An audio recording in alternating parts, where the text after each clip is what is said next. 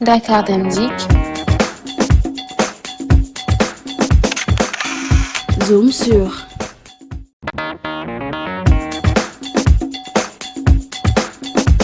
Pour vos événements, dîner de gala, cocktails, séminaires et mariages, le restaurant Phoenix te vend le rêve d'un jardin paradisiaque en vous proposant un large choix de cadres,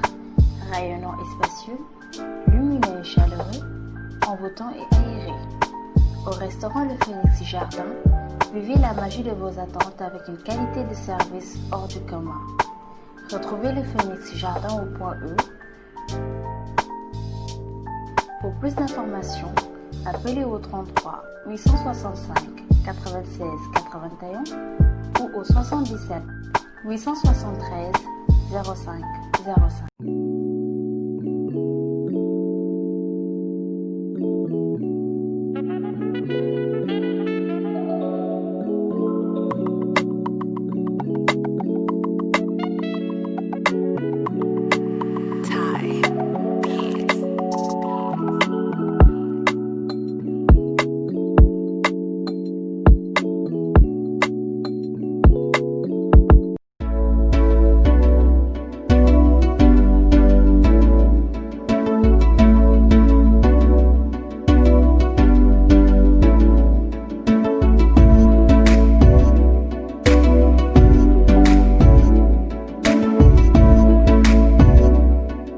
Dakar Dem Dikk. mbaa xam ngeen ne ngir yàkkanal seen nafa Dakar Dem Dikk daf leen jagleel ay carte d'abonnement mensuel waaw yu yomb sax ñu di ko tàmbalee ak élèves et étudiants li ngeen di soxla mooy seen certificat de scolarité wala seen photocopie carte d'étudiant photo 1000 francs ak 10 000 francs CFA le mois ñi ci topp mooy ndaw ñi am moins de 35 ans li ngeen di soxla mooy seen carte d'identité nationale wala seen passeport wala seen permis de conduire photo 1000 francs ak 12 000 francs CFA le mois. Fonctionnaires yi ñoom li ñuy soxla mooy seen pièce d'identité seen photocopie bulletin de salaire wala seen attestation de service photo 1000 francs ak 6 000 francs CFA weer wu nekk. doomi fonctionnaire yi ñoom li ñuy soxla mooy document scolaire extrait de naissance wala attestation de service bu waajuram photo 1000 francs ak 4000 francs CFA weer wu nekk.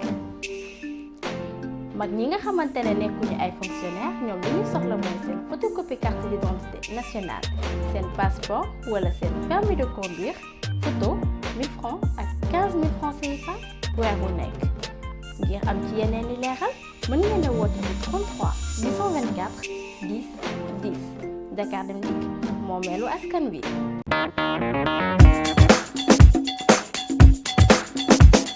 Dakar Dem Dikk. Zoom sur.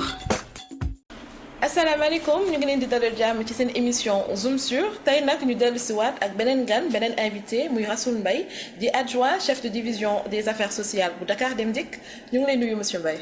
maa ngi lay fay madame Ka. di la dalal jàmm ci suñu émission. jërëjëf. tey nag suñu invité di koo xamante ne dafa yàgg biir Dakar Dem Dikk parcours am riche loolu si biir entreprise boobu di Dakar Dem Dikk tey ñu bëggoon xam tey lan mooy sa parcours biir Dakar Dem Dikk. waaw peut-être rappeler que maa ngi tudd exactement Mohamed Rassoul Mbaye. Et comme ni nga ko waxee maa ngi Dakar Dem Dikk depuis avril 2005. exactement le 18 avril 2005 laa ñëw Dakar Dem Dikk def sama stage théorique en qualité de receveur laa fi duggee woon. donc 2 mois après on a été confirmé au poste donc en juin 2005. bi ma duggee ci Dakar Dem Dikk bi après j'ai cheminé quelques années jusqu'en 2009 mu am benn promotion interne pour des régulateurs donc ma bokk ci concours bi bokk ci ñi admis et de 2009 2009 ma nekk régulateur nekk ci terminus yi naturellement palais 1 où j'ai fait 1 an exactement ci sama promo sax d'ailleurs dañ doon tourner ay roulements mais man j'étais fixé principalement foofu parce que c'était une gare à problème et qu'il fallait quelqu'un qui bu doon mën a tenir tête je dirais les équipages parce que pour la plupart vous m'excusez du terme dafa bëri woon ay bras cassés ñoo xam ne pour nga def loo leen départ da doon metti jamono yooyu on n'avait pas assez de matériel roulant et autres donc il fallait vraiment un bon manager pour gérer foofu quoi. sama paa yi sonaloon ma lool ñoom Seydina Sow ñoom Dour Sarr nga xam ne ñoo doon doyen yi ne Rasoul daal nañ ko bàyyi foofu ba ci kanam mu mokkal foofu après laa ñëw jëppal vers 2010 2011 ci lañ ma indi au bureau du lancement donc bureau du lancement laa nekk jusqu'en 2014 avec l'arrivée de Maître Moussa Diop qui a érigé la direction commerciale marketing et communication ci lañ ma yóbbu foofu yóbbu ma ci division communication bi en qualité de chef de pool communication interne c'est là où encore j'ai cheminé après nekk chef de section nekk chef de bureau jusqu'en 2019 plus exactement le 26 avril le maître Moussa Diop signé sama note de service bi ma nommé adjoint chef de division des affaires sociales. D'accord, donc ce parcours ça a été vraiment riche. Donc ñu bëggoon xam bi ngay dugg ci biir Dakar Dem Dikk lan moo nekkoon say ambition. Bon en réalité Dakar Dem Dikk pour dire vrai dugguma fi woon ak ay ambition pour dire vrai dama ne woon sax fii benn temps de passage bu court laa fii def dem dama ko serviroon de tremplin parce que je revenais de la France ñëw fekk pour la petite histoire sama papa feebaroon. Alors en 2004 noonu ma nekk ci moom ba yàlla moom ko donc du coup je pouvais pas mënuma woon xool sama yaay bàyyi ko fi parce que pour la plupart sama frère yëpp vivaient déjà en Europe il y avait que ma mère ak sama petite sœur et autres looloo ma fi xawoon dëj donc ba ñu proposer ma poste receveur Dakar Dem Dikk au début j'étais un peu réticent parce que voilà du woon sama parcours maa ngi amoon bac F1 donc nekkoon technicien en mécanique générale en même temps di def sur les aspects éducationnels parce que j'étais en même temps éclaireur donc le mouvement des éclaireuses et éclaireurs du Sénégal nga xam ne yu bëri jàng naa ci nekk moniteur de collectivité éducative donc je m'activais beaucoup plus dans le social dans l'éducation que même sax sama profil bële parce que pour la petite histoire aussi nous les bacheliers techniciens dañu doon ñàkk chance par rapport ak suñu orientation parce que benn école kese la ñu amoon bu ñu mënoon dem c'était l'ex-Ensut. C'était par voie de concours bu serré sur des milliers de personnes d'élèves de terminale je pense une quinzaine moo doon dugg quoi donc c'était très très réduit quoi en termes de chance de sorte que amatuñu woon ñun plan de carrière ci suñu poste après bac alors ce qui m'a permis de chercher un peu ay voies de contournement mais Dakar Dem Dikk bi ma ñëwee dugg en 2005 j'ai fait 6 mois j'étais tenté par le syndicalisme en son temps. 6 mois après avant ñuy dugg foofu tuuti. oui su ma mënee taxaw si le fait que nga jógee France. fraîchement venu de France nga ñëw ñu proposer le poste receveur fan moo nekkoon sa état d'esprit à ce moment-là. Bon en réalité je me disais que dama tolloon foo xam ni il me fallait avoir des revenus régulièrement ne serait-ce que pour que ma mën accompagner sama famille. Donc loolu moo doon la première motivation je commençais à m'activer ci samay ay activités privées parce que dama jëndoon ay sonorisation nekkoon un peu dans l'audiovisuel aussi donc di def ay reportages par-ci par-là c'était pas évident que chaque jour mu dox donc du coup ma ni naa wut benn affaire bu stable ça me permettra régulièrement chaque mois ma am lu ma mën a jàppale njaboot gi parce que waroon naa commencer fonder sama famille et cetera yooyu moo doon seul grain de motivation mais je me disais que benn temps de passage bu court lay nekk rek pour ma seeti leneen parce que je me disais que lii du sama ambition lii du sama avenir quoi man raw naa receveur en réalité quoi boobu mooy dugg loolu laa doon kiiwee mais pour dire vrai j'ai été retenu par le syndicalisme sans m'en rendre compte j'ai fait 2 ans 3 ans soog ne waa mais attends man dama ne woon fii dama fiy romb rek mais maa ngi fiy bëgg a yàgg parce que la lutte syndicale ci jamono jooju mais c'était un véritable sacerdoce Dem Dikk dafa metti woon de sorte que revendication sur revendication grève sur grève à chaque fin du mois dinañu arrêter réseau bi ne serait-ce que pour réclamer les salaires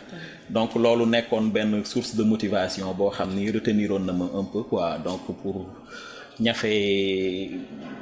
la vie sociale des travailleurs de Dakar Dem Dikk quoi.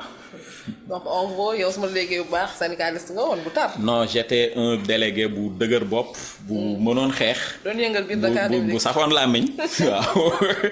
à un moment donné on a été porte-parole de Dakar Dem Dikk pour la petite histoire ndeysaan suñu grève 2008 boobu parce que 2008 dafa nekk année bu ñu marqué à Dakar Dem Dikk su ma dellu see un peu ci historique bi Dakar Dem Dikk ñi ngi ko créé le 30 décembre 2000 mu commencé ay activités am le 2 janvier 2001 bi ñu koy commencé dañ ne woon pour benn 1 mois dañuy def ay salaire d'essai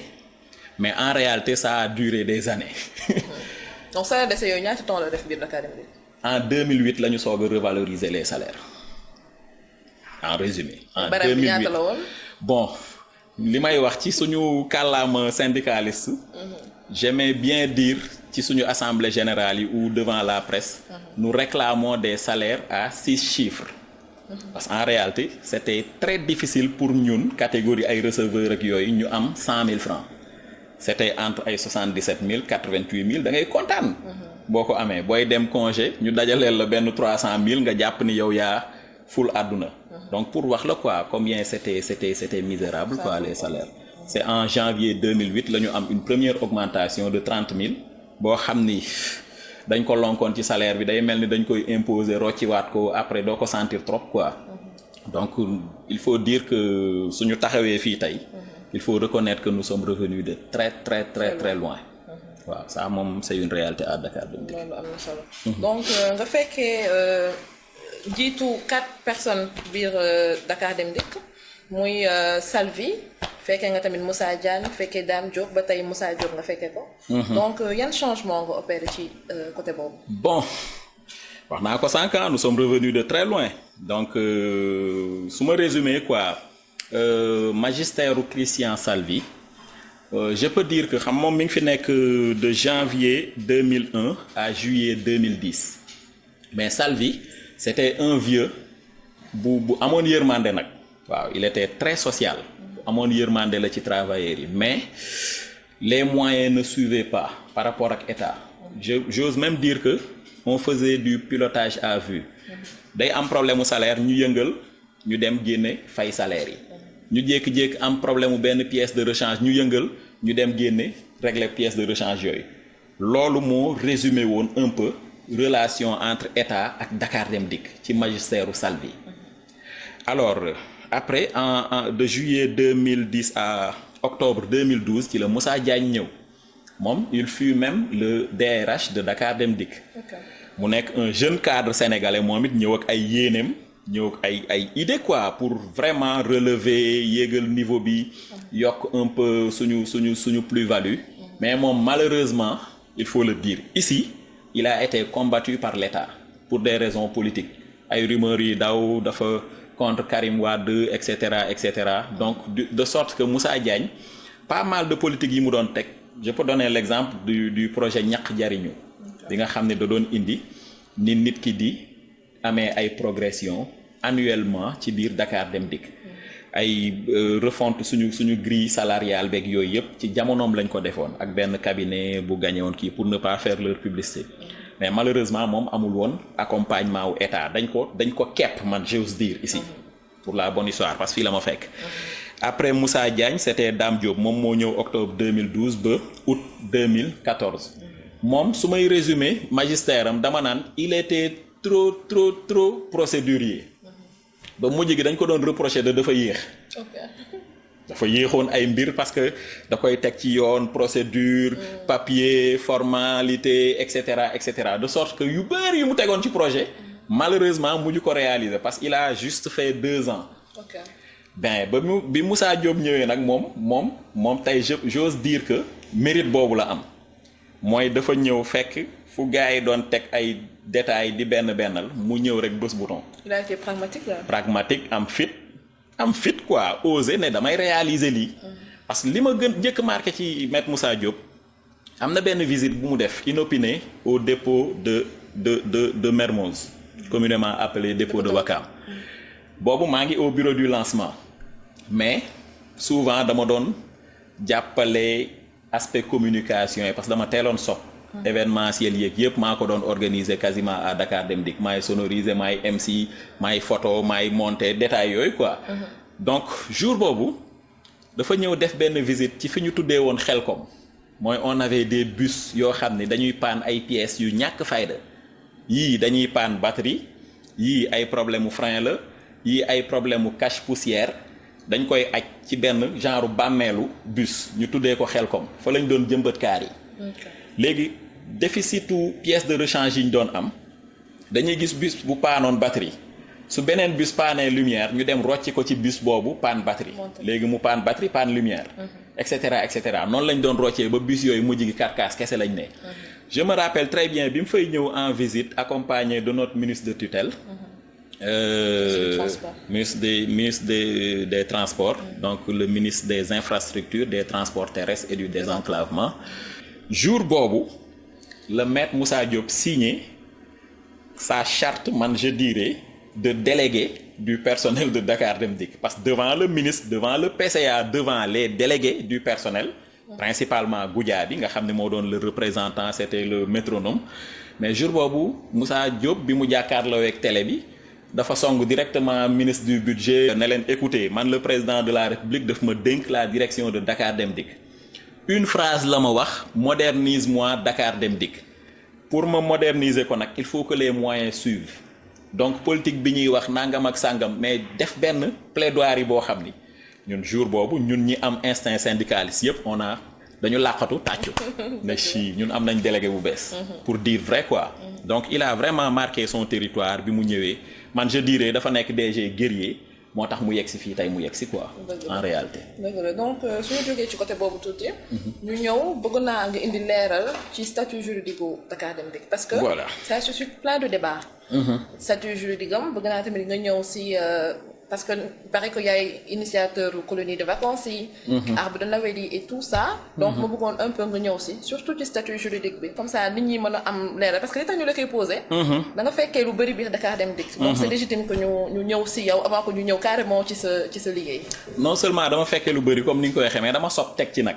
parce que quand même 2005 laa ñëw mooy fekkewu ma de 2001 à avril 2005 mais dama am chance su côtoyer mag ñi nekkoon à Dakar Dem Dikk wax naa la sànq maa ngi la doon avancer le tour ay ñoom Seydina Sow ay ñoom Doudou Sarr et autres les feux Habib Mbaye yàlla na ko yàlla yërëm ñooñu laa doon côtoyer ñu may jox ay documentation di ma def ay révélation ay Khalifa Aboubacar Gueye de sorte que j'ai beaucoup appris et que dama amoon nag l'attitude di bind j'ai beaucoup écrit tey je me demande pourquoi mënuma exploiter yooyu ma doon bind juste là def ko peut-être benn mémoire ou def ko benn documentaire ça peut être intéressant quoi et que ça peut éclaircir plein de choses ce que je retiens pour aller vite par rapport ak statut juridique bi mooy nous avons l'habitude de dire que Dakar Dem Dikk est né des cendres de la défunte Sotrac en réalité Sotrac moo doon société des transports en commun du Cap-Vert donc Sotrac dañ ko dissoudre en 1998 ci seen assemblée générale extraordinaire boobu amoon le 30 novembre 98 ci la ñu prononcé la dissolution de la Sotrac alors ñu nekkoon ci liquidation yeeg affaire yooyu il faut comprendre que Dakar capitale du Sénégal est resté 2 ans sans service de transport public ce qui n'était pas acceptable ce qui n'était pas respectable donc avec l'avènement de Maître Abdoulaye Wade son premier bébé mooy son premier projet était la création de Dakar Dem Dikk moo tax daf ko créer un peu à la va-vite ñu ngi naan ci salon ba la toog mais way léegi sax damay créer entreprise bu tudd Dakar Dem Dikk ah Salvi mii mooy nekk directeur général Farba Senghor mooy PCA bi Farba Senghor c'était le premier PCA de Dakar Dem Dikk donc ça s'est passé le 30 décembre 2000 c'était un samedi pour wax la quoi affaire libéralisme un samedi dans son salon à la présidence la créé Dakar Dem Dikk donc c'était pas dans les règles de l'art quoi parce que administrativement parlant on ne crée pas comme ça une entreprise quoi peut-être que loolu moo ñu topp donc ñu créé ko au capital de 1,5 milliard mu nekkoon 15 000 actions lañ ko def de 100 000 francs 15 000 actions de 100 000 nga xam ne bu ci nekk même part la ñu numéroté action yëpp de 1 à 15 000 teg ko l'État du Sénégal a acheté 11 500 actions ce qui représente 1,150 milliard loolu la ñu def en pourcentage muy représenter les 76,66% de l'action sociale du capital social autant pour moi de Dakar Dem Dikk. Après il y a eu le GIE ñaq jariñu des agents de la Sonatel. Pour votre information parce que bon nombre de personnes dañ naan Dakar Dem Dikk affaire u état la. si parce que loolu moo tax sax ma dama ñëw ci question Sonatel actionnaire la ci. à hauteur de 13,33%. 13 ñoom dañu jënd 2000 actions mooy 200 millions la ñu indi ñoom it teg ci table bi. bu ñu jógee ci loolu y a 3 autres actionnaires yoo xam ni ñoom ñoo yam ay parts ku ci nekk 3,33 nga am. C'est le GIE Solidarité des ex-agents de la défunte Sotrac parce que tamit comme liquidation bi yeggul woon foofu dama leen di sax mayaale benn parce que samay instinct de syndicaliste day ñëw tuuti donc ñoom xam nga boo dissoudre entreprise day am ay actifs am ay passifs. dégg ngeen ba tàyyi waa Sotrac yi ba nii dañuy jékki-jékki rek suñu paa yi ndeysaan def grève de la faim parce que liñ leen ameel ba léegi joxuñu leen ko donc dañ leen yóbbu woon en chômage technique pendant 2 ans amuñu salaire am na lu ci état jotoon def je dirais pas lu ci Abdoulaye Wade def parce que l'état est une continuité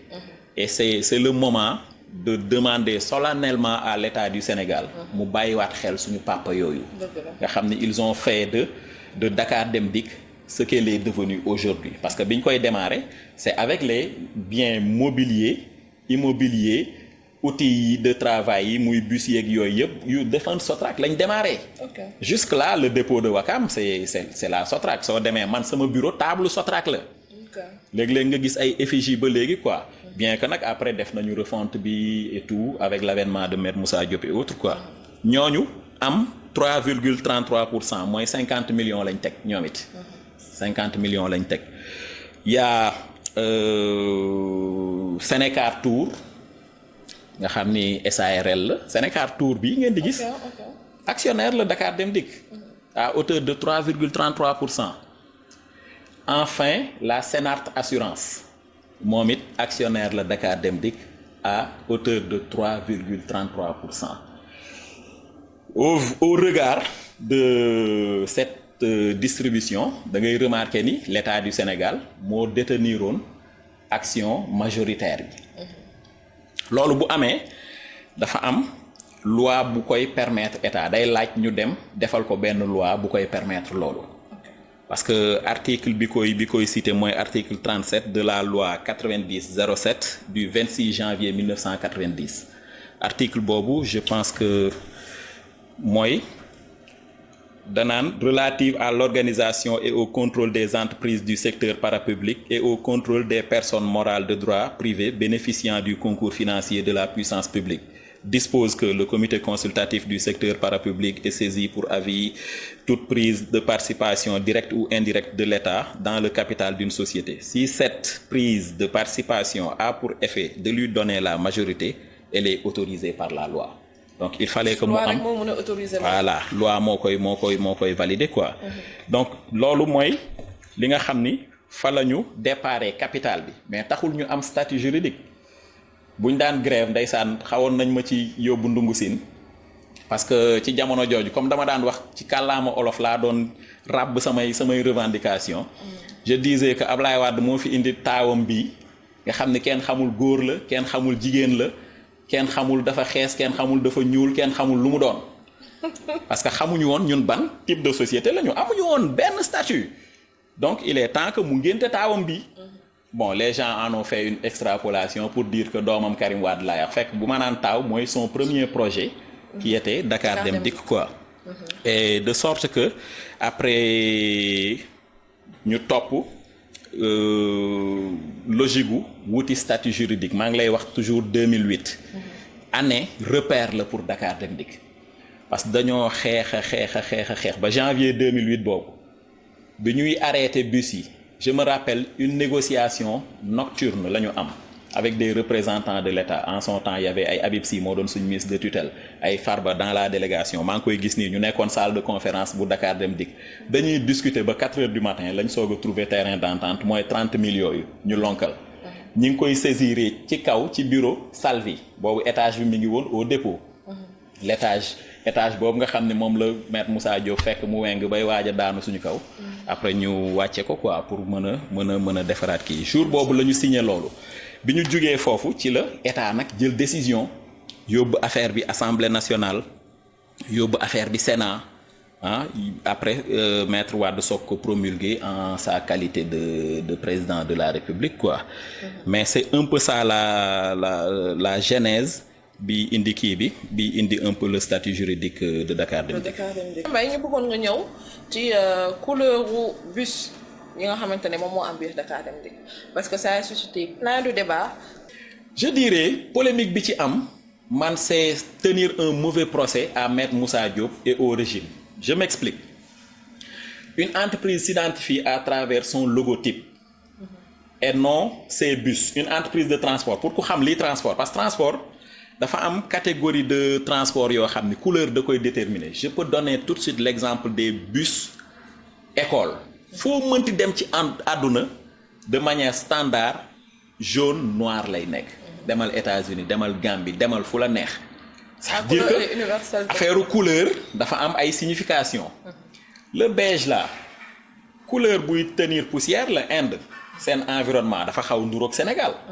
dëkk bi dafa bëri poussière tali yi baaxul woon da ngay ñun dañ daan dawal bi ñuy nekk receveur da ngay jékki-jékki dugg ci kàmb ak bisu tata yi nga xam ne ay laam la amul woon amortisseur indil na feebar ñu bëri feebar yi ñu sax ñun tata lañ ko tuddee woon pour la petite histoire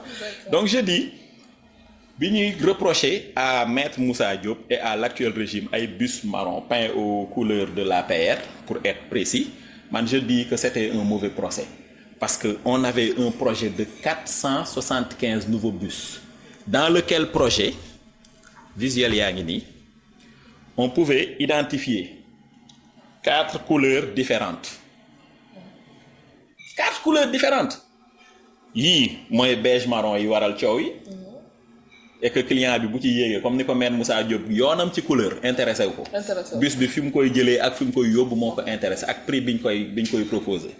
y avait des bus jaunes yi ma lay wax yu école yaa ngi nii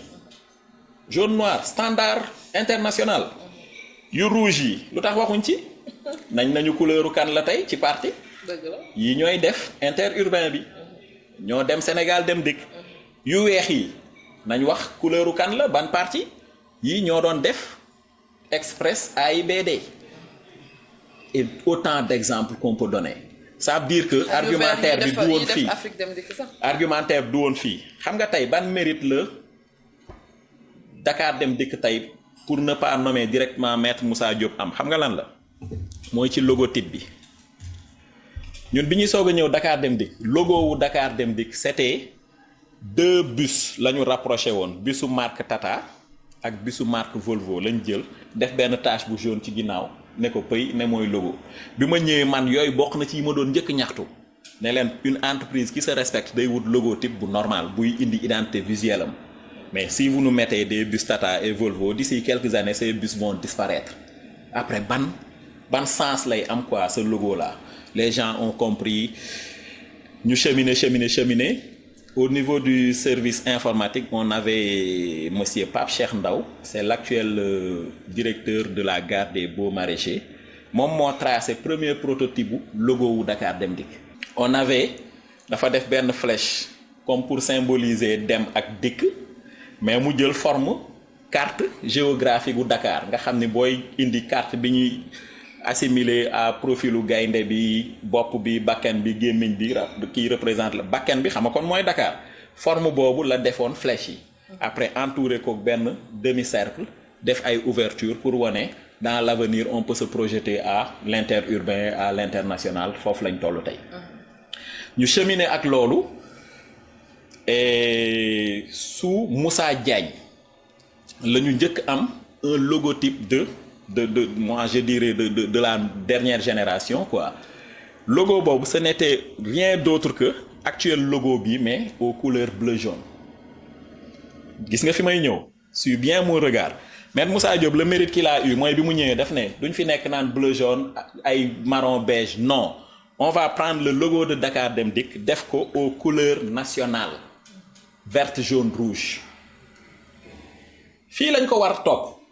Donc yéen vous considérez que couleur yi ñuy topp c'est un faux débat. Non c'est un faux débat charte graphique bu Dakar Dem Dikk man maa ko bind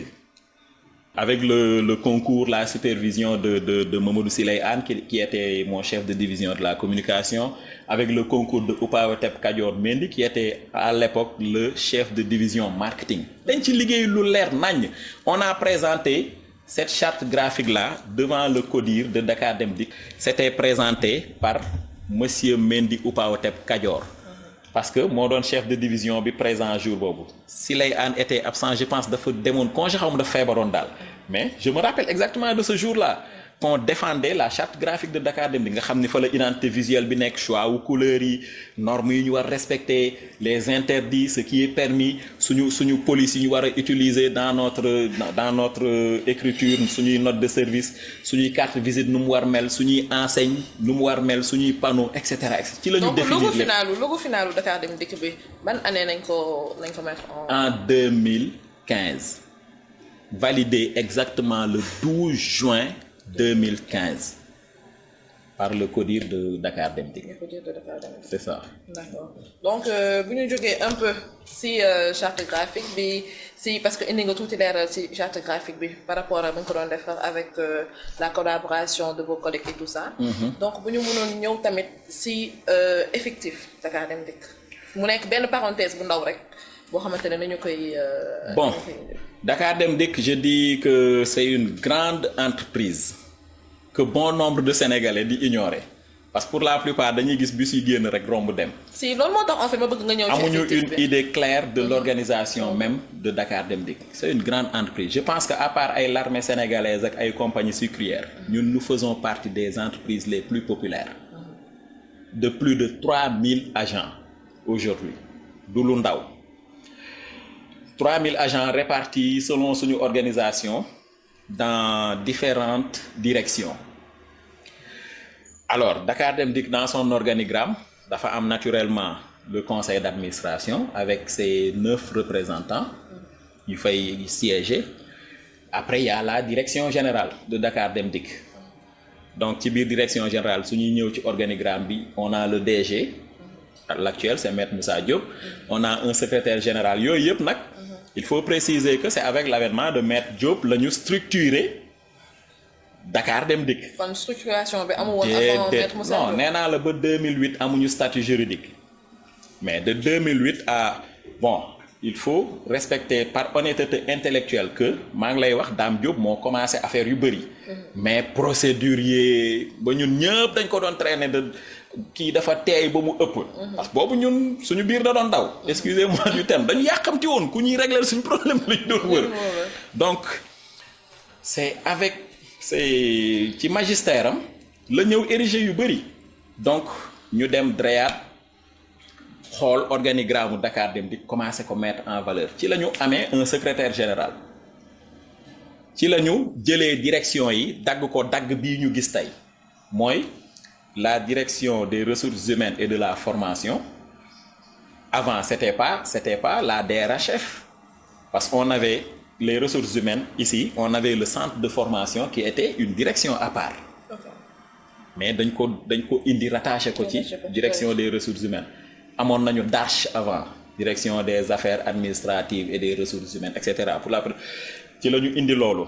La direction technique, direction Pumo la à Dakar Dem Dikk. Parce que nous sommes une entreprise de transport. Donc suñu cœur de métier c'est un peu le transport. Direction de l'exploitation qui regorge plus de 70% du personnel de Dakar Dem Dikk parce que foofu le receveur yi bokk, fa le conducteur yi bokk, fa le régulateur yi bokk, fa le contrôleur yi léegi bokkatuñ fa parce que dañ ko def benn division bu génn une vieille revendication de 2008 suñu xoolee manifeste 2008 corps contrôle da doon ñaan à ce que ñu ériger ko en service 2008 laa wax. Donc les contrôleurs ñu am seen service. Après 2014 lañ ko réaliser. D'accord. Avec la nomination de mon ami Saliou Mbaye. Okay. Baye Zal que je salue au passage. Donc pour wax la quoi. Direction technique, direction de l'exploitation. Direction financière et comptable. C'est une autre particularité. Dakar Dem Dikk mënoon nañ ni rek da ngay dem ci yeneen entreprise ay DAF lañ lay wax. Direction de l'administration et des finances. Nous avons une particularité dans notre organisation. C'est bizarre ngay gis DRH, gis exploitation. Parce que boo demee Sénélec exploitation leneen lay signifier. Ñun fii l'exploitation regorge la grande population le personnel roulant en un mot le personnel roulant nga xam ne ñoom ñooy gérer li ñu naan notre offre de service de transport public ñooñu ñoo koy gérer exactement quoi donc ci jamonoom moom la ñu am yooyu yëpp pour la petite histoire maa ngi woon foofu man ci direction commerciale marketing communication c'était une direction qui a réglé beaucoup de problèmes de Dakar Dem Dikk moo tax tey visibilité yi ñu am ko parce que Dakar Dem Dikk était excusez-moi un peu noyé dans son propre coin dañ doon nekk suñu biir ñun ñooy ñafe di fighting bu ñu déggee rek grève la woon mais c'est après la ñu commencé nag c'était pas évident au début parce que amuñu woon culture tey lu mel ni communication yi ñuy def tey mais il fut des années boo ko waxee ñun la kii xanaa dafa dof Dem Dikk TV non boo ko waxoon jamono ñu la kii xanaa dafa dof pour am une machine digne du nom pour mën a def ay montage di def ay créa mais c'était la croix et la bannière je vais pas revenir ci yenn kii mais foofu aussi Maître Moussa Diop a marqué un grand point man satisfaction yi ma njëkk am ci moom boobu daf cee bokk parce que sama machine laa daan indi di ci def ay créa boobu il nous fallait faire des affiches ay 4x3 dama demoon ba sama machine da doon bëggee benn moment ma jéngu ne leen xamee lan la machine bii maa ko moom dootuma ko sax indi far ñu fighting ba tey iMac boobu ngeen di gis de la cellule comme dafa dindi contour yëpp dem jëndi machine bi ñëw teg ne ay ca liggéey leen pour wax la quoi donc moom pragmatisme boobu le marqué un peu voilà c'était un peu ça quoi mbokk téléspectateurs yi ñu dem ci benn page de pub dellu ci waat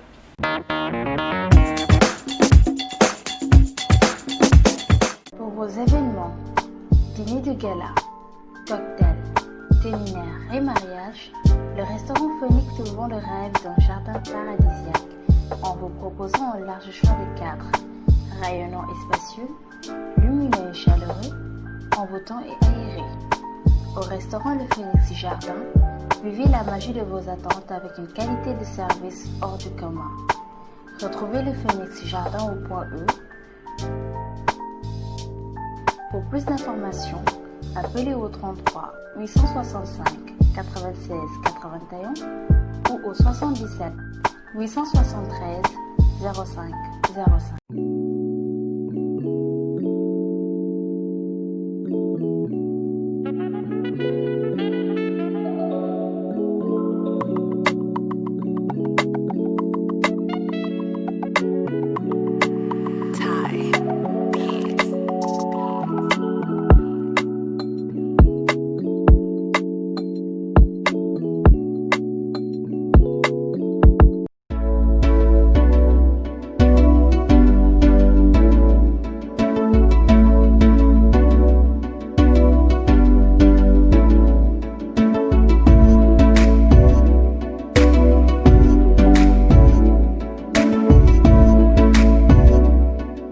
Dakar Dem Dikk mbaa xam ngeen ne ngir yakkanal seen nafa Dakar Dem Dikk daf leen jagleel ay carte d'abonnement mensuel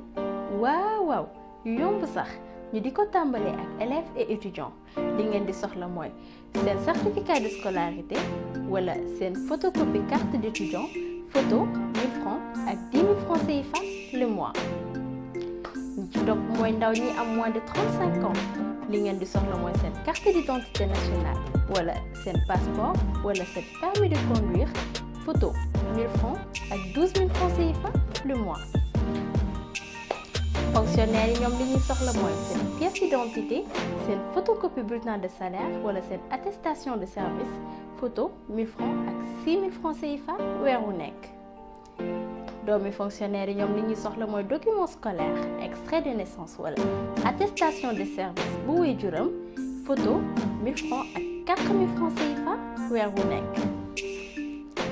mag ñi nga xamante ne nekkuñu ay fonctionnaire ñoom li ñuy soxla mooy seen photocopie carte d'identité nationale seen passeport wala seen permis de conduire photo 1000 francs ak 15 000 francs CFA weer wu nekk. ngir am ci yeneen i leeral mën ngeen a woote ci 33 824 10 10 Dakar Dem Dikk moomeelu askan wi.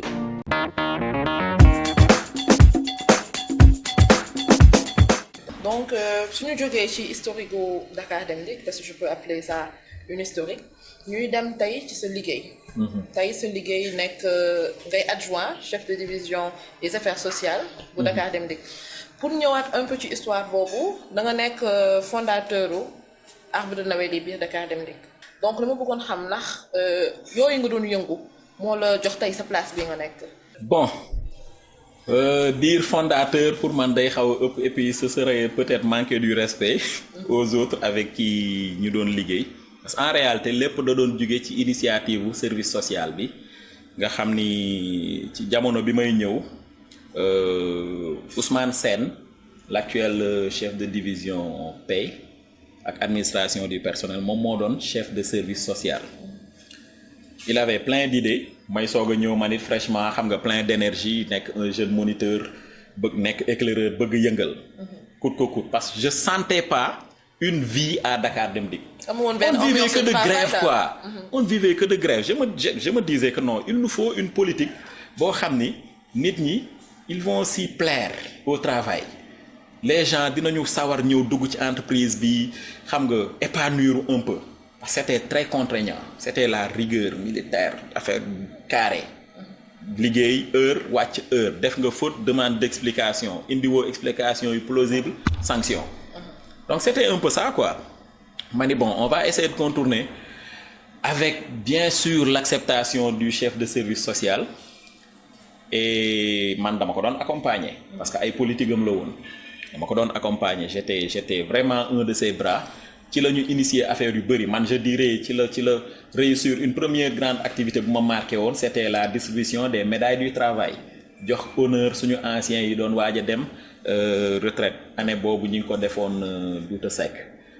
mais en tant que jeune moniteur teeloon bëgg ay bind projet ma bindoon benn projet si je ne me trompe en 2010-2011 soumettre ko le chef de service monsieur Sène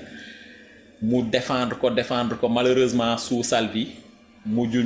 ñu am la réalisation et c'est sous Dame Diop en 2013 la ñu gis la première colonie de vacances organisée c'était un projet que j'avais écrit Ousmane Sène défendre ko comme j'étais pas directeur je pouvais pas piloter cette activité ensuite j'ai participé en qualité de moniteur mais c'était confié à un certain monsieur Fall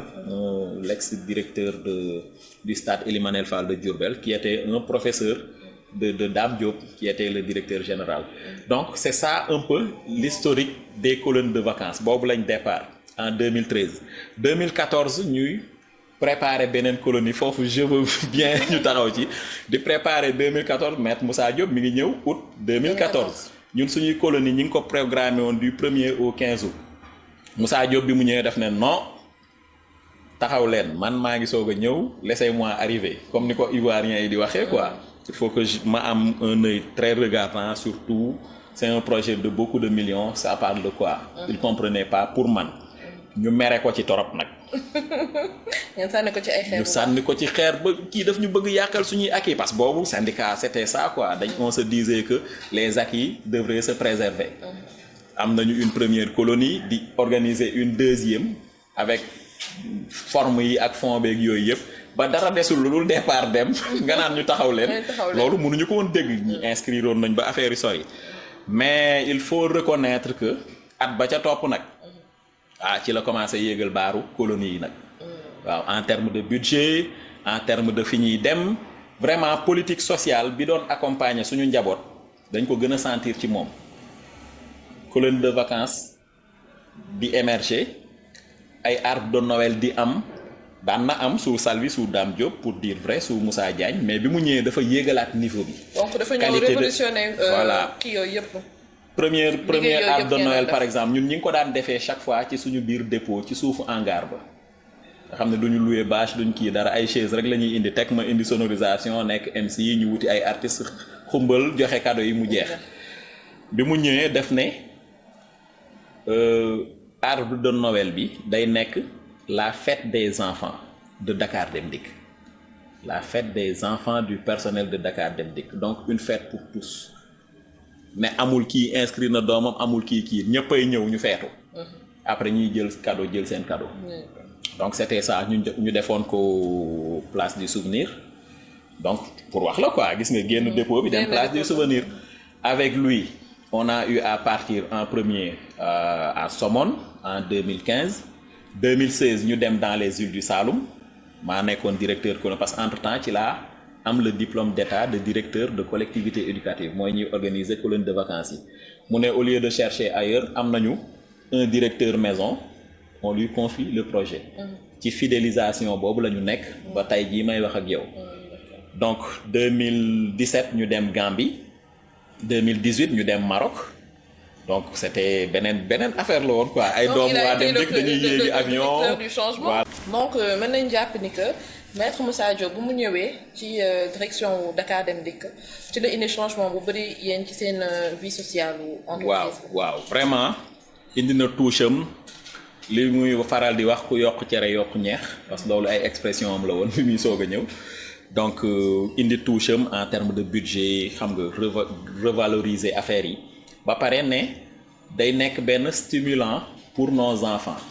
mooy on va leur offrir des vacances saines utiles et agréables mais du n'importe qui moo cay dem ku amul moyen doo dem et cetera donc relever barre bi de sorte que colonie de l'excellence colonie de l'excellence et gis nañ affaire yu mu def xam nga colonie souvent gars yi dañ koy jàppee affaire u dem fo yi alors que prolongement wu enseignement apprentissage la c'est le lieu de dire que période bii ñu nekk tey mbas bi les gens sont en train de perdre de vue que depuis 3 mois ñi ngi confiner suñu doom yi génnuñu day am ay effets xale yi ñi ngi commencer di am ay accidents domestiques ñii ne serait-ce que gel alcoolique bi rek ñi ngi koy utiliser de manière abusive ba muy am ay répercussions ci xale yi ñii ñi ngi naan ay produits toxiques ñii damm nañu soit seen loxo wala seen tànk et cetera et cetera ñi ci des ñi ngi assister à des querelles parentales yu leen di affecter moralement ñeneen ñi ci des parce que tout le monde n'est pas éducateur tout parent n'est pas forcément éducateur ñi ci des on leur laisse à la merci des 3 écrans smartphone télé ordinateur mais ba kañ alors que l'enfant a besoin d'espace l'enfant a besoin de s'épanouir de bouger de changer d'activité tey c'est impératif ñu génne xale yooyu parce que li muy indi ji après bul comprendre ñi ngi naan reprise des cours pour les classes d'examen et les autres c'est une politique boo xam ne tey j'invite l'État du Sénégal ñu xalaat ko nañu interroger le monde des collectivités éducatives qui peuvent jouer un grand rôle récupérer les enfants dans les quartiers non pas pour forcément aller en colonie de vacances mais organiser ay centres aérés ay patronage avec les concours des collectivités locales parce que compétence transférée la éducation boobu et que c'est depuis la charte africaine de la jeunesse la xale am droit à ces loisirs là la constitution du Sénégal daf leen koy permettre ci ay articles yu bari am na ay loi ay yu ñëw 1049 du 13 juillet du 13 septembre autant pour moi 1972 nga xam ne moom mooy régir les conditions d'hygiène d'installation et de sécurité dans les centres de vacances mooy li ñu tuddee tey colonie de vacances dafay indi solution ci lii ñuy wax tey les mesures barrières tey je donne un exemple bu ñu doon dem en colonie de vacances les gens ont peur alors que c'est une solution parce que colonie de vacances man ni ma ko jàppee tey mën nañ ko tuddee confinement avec les enfants il suffit juste de savoir le statut sanitaire de chaque participant avant de partir après on part en confinement parce que yi ñuy wax ñun daf fekk nañu nekkoon ci en colonie de vacances je peux donner pas mal d'images de ñun suñuy colonie depuis 2015 que déjà suñu jógee direction générale Dakar Dem Dikk war a dem ci hôtel bi à l'arrivée avant xale yi di dugg sax ci hôtel bi raxasu la ñuy njëkk def yi ñuy wax raxas seen loxo ba mu set bien que direction lañ jógee dugg ci kaar yi wàcc raxasu ba mu set fekk réglé nañu désinfection wu hôtel bi chambre yi piscine et cetera loolu dañ koy dund régulièrement même le port des masques suñu yenn activités yi atelier technique manuel quand on utilise des produits toxiques suñuy def teinture suñuy def ay peinture pop et autres dañ doon takkaloo xale yi masque suñu daan dem en sortie dañuy utiliser ay gel hydroalcoolique dans les bus donc yéen bëri na kon ay gestes de barrière yoo xamante ne initié ngeen ko xale yi ca colonie de vacances ya avec des images à l'appui xam nga kenn mënul créer image yu 2015 fii ñu toll nii on peut vous montrer avec des images à l'appui que ñun ñi ngi woon ci loolu tey mesure barrière xam nga lan la ñuy dolli utilisation thermoflash ak port obligatoire u masque ak peut-être respect distanciation sociale c'est un peu yooyu quoi la ñuy dolli la mais ñi ngi ci woon quoi depuis. D'accord donc su ma ñëwaatee ci question bi ma la posé woon sànq nañu bëggoon ñëw exactement ci sa liggéey biir Dakar Dem Dikk. Et pour dellu si ci man damay ratisser l'argent parce que politique sociale u Dakar Dem Dikk suñ ko bëggee résumer ci politique gu division des affaires sociales mën nañu perdre de vision parce que ni entreprise yu Dakar Dem Dikk organisé woo la boo demee ci yeneen entreprise yu bëri tey dañ koy rattaché ci division des affaires sociales normalement je m'explique tey ne serait-ce que les questions de salaire mooy première politique sociale des questions de salaire wax naa la Dakar Dem Dikk dañu jóge ci xeex gu metti ci mbirum salaire tey alhamdulilah ñi ngi sant yàlla salaire nag du mës a doy parce que saa yooyu dolli nit ñi di ci gën a gis seen bopp ay prime ay motivation ak yooyu yëpp war na mun ñëw les questions de formation professionnelle donc mooy man li ma mën résumer tey en termes de promotion interne c'est des mesures sociales yoo xam ni affecté wuñu ko directement service social mais mën nañ ko jël en compte li ñuy wax les égalités professionnelles loolu Maître Moussa Diop daf ci jouer lu bëri parce que dafa amoon disparité salariale da ngay gis kii nekk même grade que kii ëppale ko salaire donc yooyu c'était une réalité jóge nañ ci lu bëri li ñuy wax complémentaire santé dafa bokk ci politique sociale depuis aussi Maître Diop on assiste à des visites médicales annuelles je passais les prévoyances am nañu IPM boo xam ni en termes de prise en charge bokk na ci gën a baax ci Sénégal des fois le fonctionnement peut poser problème mais tout dépend maintenant des moyens yi muy jot wala nuñ koy utiliser quoi les prestations sociales yi may wax toujours ci politique sociale bi caisse de sécurité sociale inscription yi ñun boo ñëwee principalement loolu dafa nekk un bureau au niveau de la division des affaires sociales biy traité loolu mooy agent bi bu ñëwee à Dakar Dem Dikk mais dañ koy dem inscrire caisse de sécurité sociale mu commencé am ay allocation moo tax ngay dégg su sa jabar accouché ñu fay ko accouchement xale bi après dañ koy fay suivant âge ba mu am 2 ans yaay ji day fayeeku après la papa ji di commencer di fayeeku par trimestre ci yenn pourcentage yeeg yooyu quoi ça veut dire que am nañu prestation familiale mais man li may wax politique sociale pour man dafa war nekk ADN-u entreprise parce que boo valoriser une bonne politique sociale day indi une perception positive tant en interne qu'en externe parce que day tax entreprise bi am benn image bu rafet mooy nit ñi dañuy am envie toog ci seen entreprise parce qu'il fut des temps nit ñi dañ doon daw di wuti leneen lu gën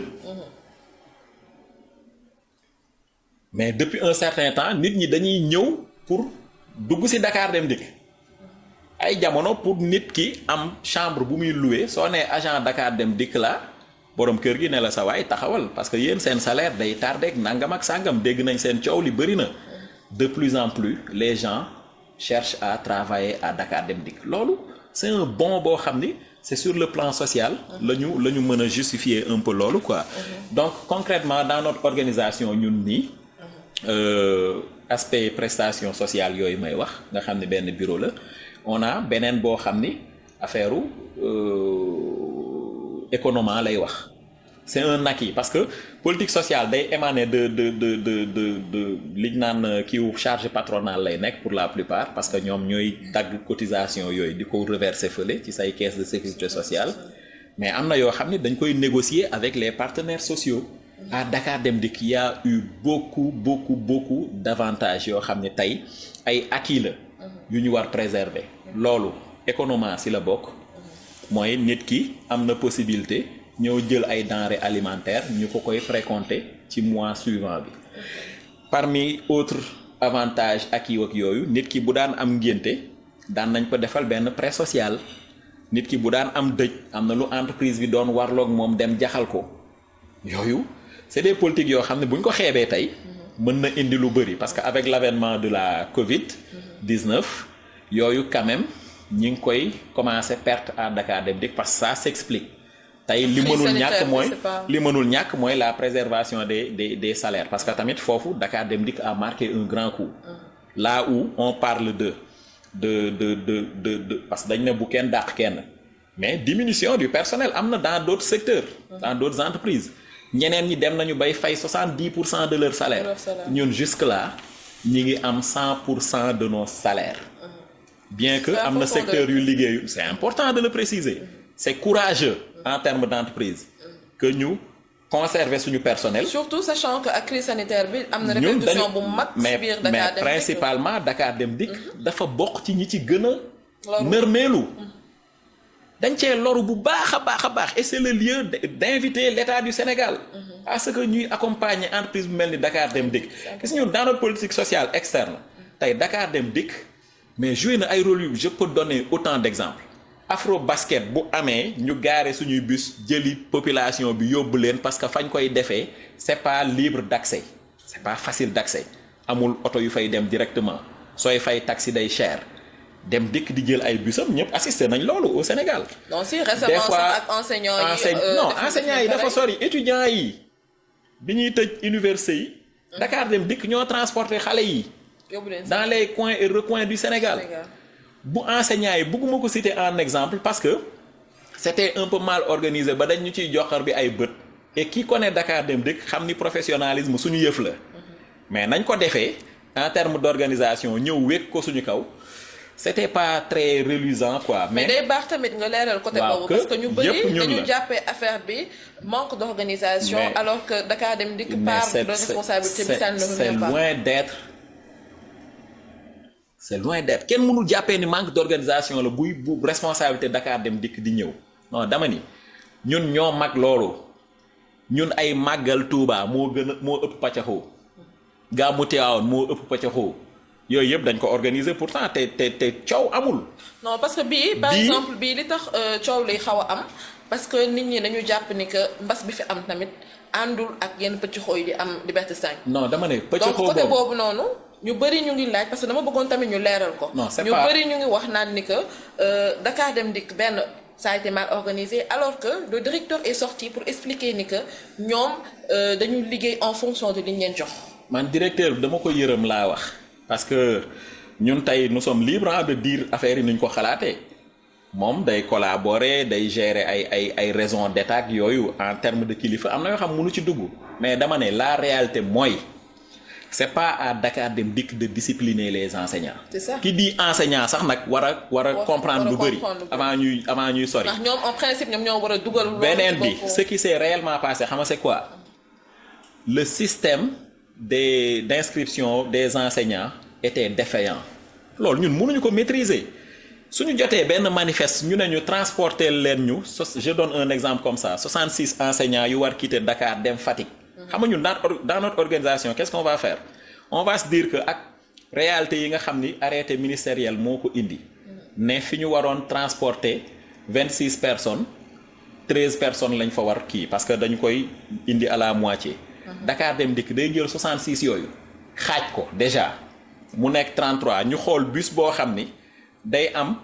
plus de 33 places pour ñu respecter escalier yooyu ñu jël exemple suñu busu 65 places.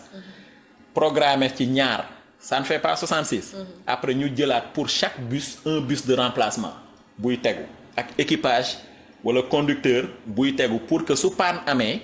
ñooñu mën a ñëw en appoint ça veut dire que Dakar Dem Dikk est très professionnel. C'est très organisé. Dakar Dem Dikk est très organisé ñun sur la base de la demande on a donné l'offre qui s'y est mais malheureusement à notre grande surprise fi ngay préparer pour yóbbu su ma soppee sama exemple 66 enseignants on se retrouve avec 1000 enseignants Enseignants yu war a def yoo seen xam ni totalité. yoo xam ni dañu ñëw nekkut ko dañuy dem c'était pas à nous de les discipliner de leur dire taxaw leen fii taxaw leen fële dans notre organisation ñun loolu suñu yoon newu ci ñi ñëw dañuy ñëw ak seen manifeste seen je sais pas autorisation buy wane ni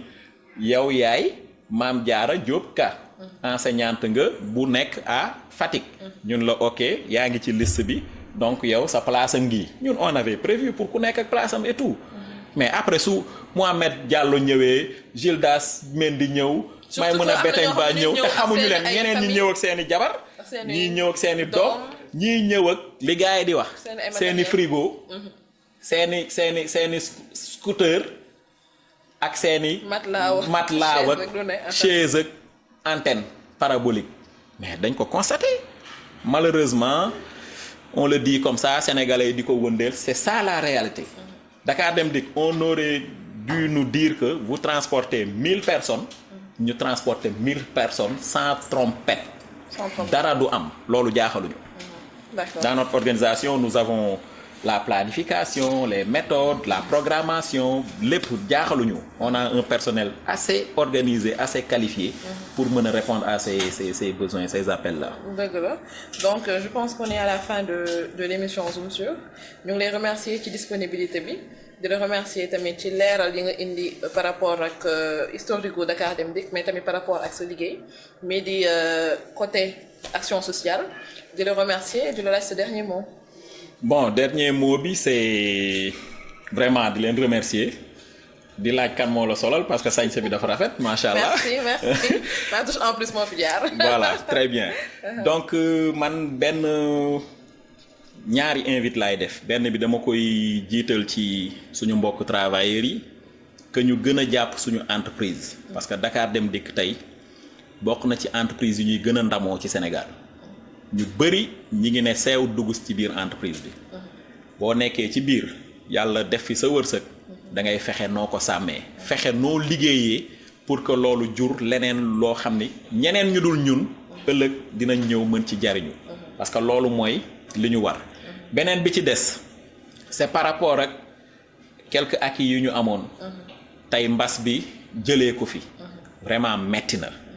na parce que maa ngi service social xam naa ne bu ñu jotatul denrée c'est compliqué pour ñenn ñi parce que dans leur organisation denrée bi daf leen doon aider ci lu bëri tey prêts sociaux yi lu ci mel ni baptême am na ci ñoo xam ni man je considère que dañu leb dem tudd seen doom di xaar loolu tey luñ ci mën a góorgóorlu rek ba delloo siwaat yooyu dana yokkaat woy wu rafet Dakar Dem Dikk dana yokkaat woy wu rafet Maître Moussa Diop parce que c'est pas le moment li mu jot a liggéey nag mu rafet de très reluisant am bilan social bu vraiment ñëpp di ndamoo que mbas bi di ko yàqalee noonu parce que man je suis convaincu que mbas mee fi jaar ñu am problème yooyu mais bu ñu yàlla dimbalee ba ñu commencé waat gis le bout du tunnel j'invite vivement la direction générale à ce que mu préserver ñu waat ak yooyu quoi. donc on espère bien que direction générale bi jot na dégg li monsieur Mbaye wax ñu ngi leen di remercier mais tamit di remercier suñu ay partenaires yi di waa restaurant Phoenix ci cadre bu paradisiaque bi ñu jox ñu remercier aussi suñu ay partenaires yi ñu solal di waa Ma Touche en Plus di ko remercier ci robe bu rafet bi mu ma def xel ñu ngi remercier aussi toute l'équipe technique boo xamante ne ni que ñoo tax liggéey bi rafet ñu ngi leen di jox dig daje ci beneen émission Zoom sur et à très bientôt. Dakar Dem Dikk. Zoom sur.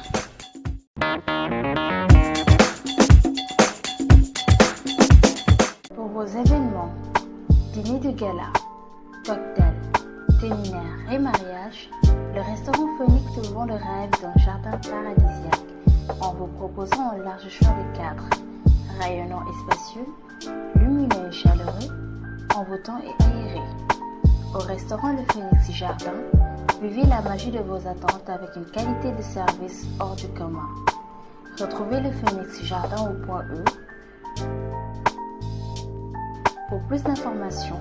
appelez au 33 865 96 81 ou au 77 873 05 05.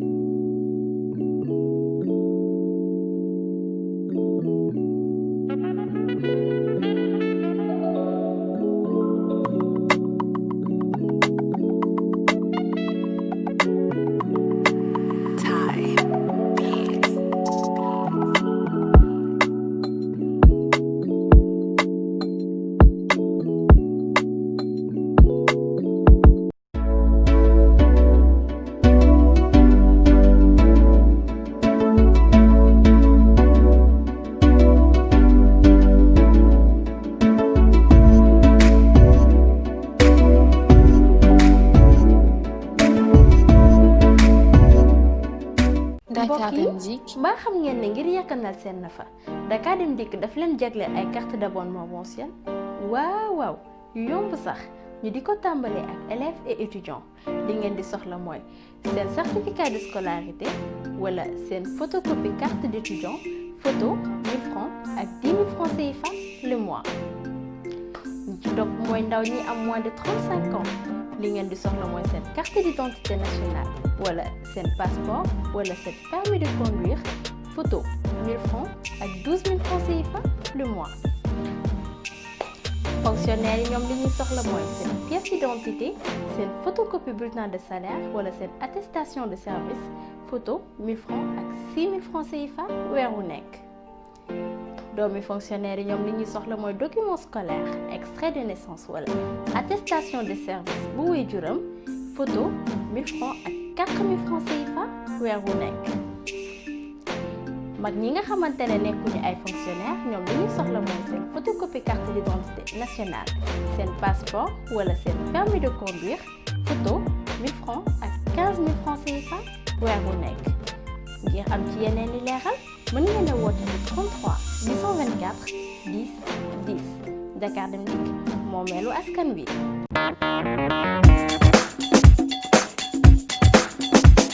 Dakar Dem Dikk. Zoom sur